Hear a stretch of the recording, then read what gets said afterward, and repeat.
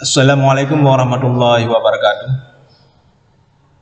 Baik, pada kesempatan hari ini saya ingin berbagi informasi sedikit mengenai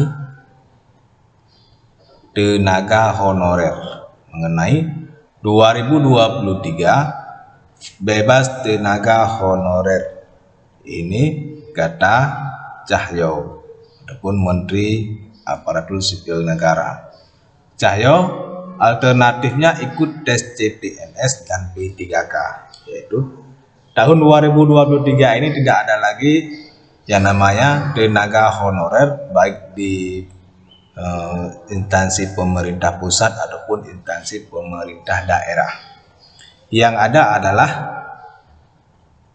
PNS dan P3K. Jadi salah satunya jalan keluar bagi tenaga honorer sekarang ataupun bagi sarjana lulusan sarjana, yaitu jalan keluarnya yaitu ikut CPNS, dan bagi honorer yaitu ikut P3K. Ini kompas.com, dari berita Kompas, yaitu pemerintah berupaya menekan jumlah tenaga honorer di instansi kementerian, lembaga maupun pemerintah daerah pada tahun 2023.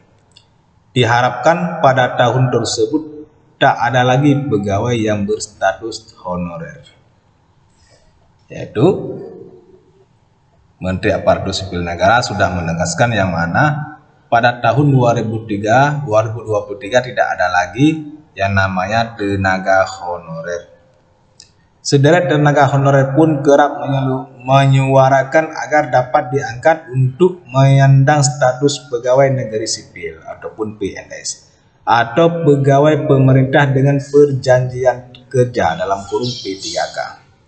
Lalu bagaimana pada tahun itu justru tenaga honorer masih belum mampu beralih status kepegawaian tetap, yaitu ini bagaimana solusinya untuk tenaga honorer yang masih honor saat ini ataupun yang belum sempat lulus P3K dan belum lulus PNS.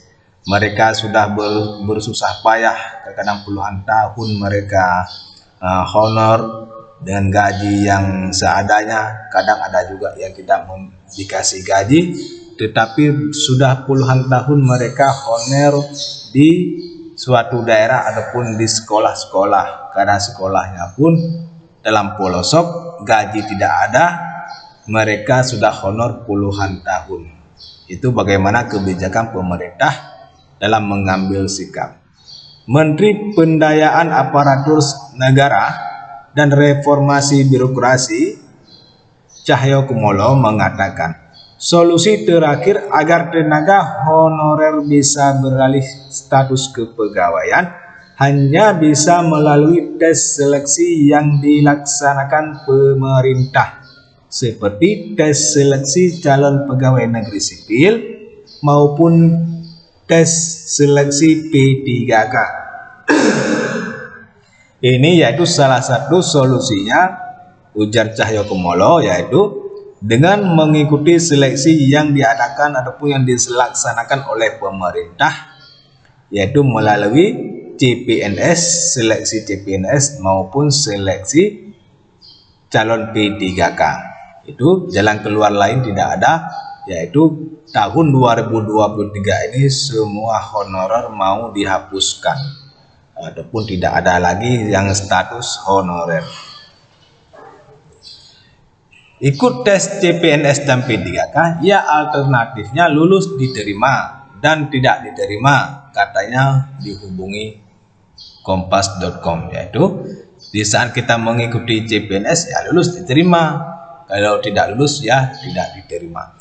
Apalagi kata Cahyo, pemerintah telah mempermudah tenaga honorer agar bisa lulus tes seleksi dengan menurunkan nilai skornya ataupun passing grade, yaitu Cahyo Kumolo sudah memberikan mempermudah kepada tenaga honorer passing grade-nya yang kemarin diturunkan agar tenaga honorer ini bisa lulus P3K.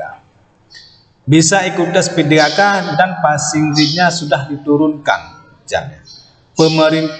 pemberitaan sebelumnya, mantan Menteri Dalam Negeri ini mengakui banyak keluhan dari para tenaga honorer yang menuntut untuk diangkat menjadi pegawai pemerintahan, entah itu melalui jalur seleksi PNS ataupun P3K.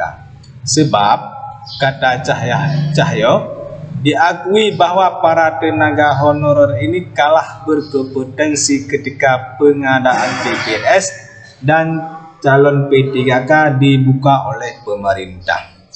Ini kata Cahyo Kumolo, yaitu para tenaga honorer ini yaitu kalah bersaing dengan sarjana-sarjana muda. Yaitu mereka kalah bersaing ketika ada pembukaan CPNS ataupun pembukaan calon P3K, yaitu mereka yang sudah puluhan tahun honor itu kalah bersaing dengan sarjana-sarjana muda, yaitu kadang-kadang tenaga honorer ini sudah umurnya hampir pensiun, karena 55, ada yang 57, umurnya sudah 57, ya pasti kalah bersaing dengan umur-umur yang masih 30-an ya. Kita ikutkan tes P3K, gridnya diturunin oleh Pak Bima ataupun Kepala BKN. Tapi juga mereka tenaga honorer kalah bersaing dengan yang muda-muda. Mereka ataupun honorer yang 3-4 tahun lagi pensiun sampai nangis, ujar Cahyo saat melakukan rapat dengar pendapat ataupun RDP dengan Komisi 2 DPR yang ditayangkan secara virtual beberapa waktu lalu.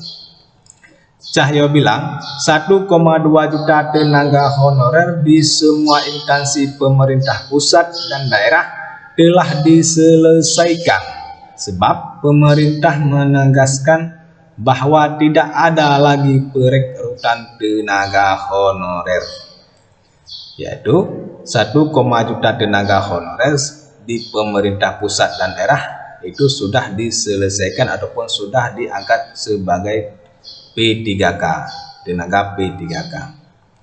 Masih ada lagi 1,6 juta tenaga honorer masih harus diselesaikan, namun jalan satu-satunya untuk menyelesaikan sisanya harus menantikan pensiun. Kami terbebani 1,6 juta tadilah pegawai administrasi yang jadi guru, jadi penyuluh, jadi perawat.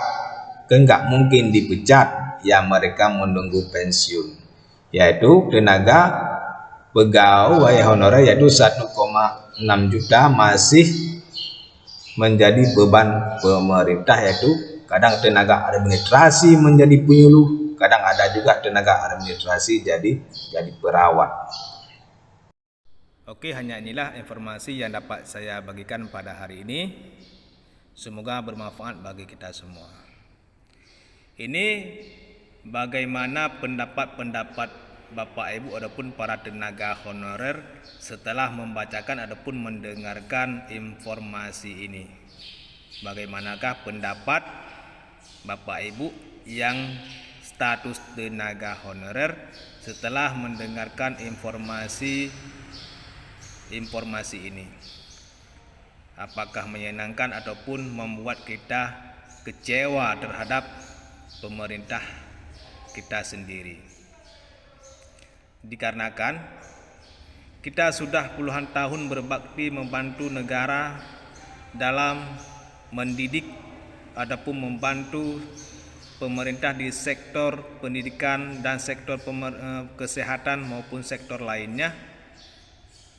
Kita tidak pernah digaji ataupun walaupun ada digaji tidak memadai. Contohnya kadang-kadang tenaga honorer guru dalam sebulan digaji 200.000 dan 100.000, malah ada yang tidak digaji.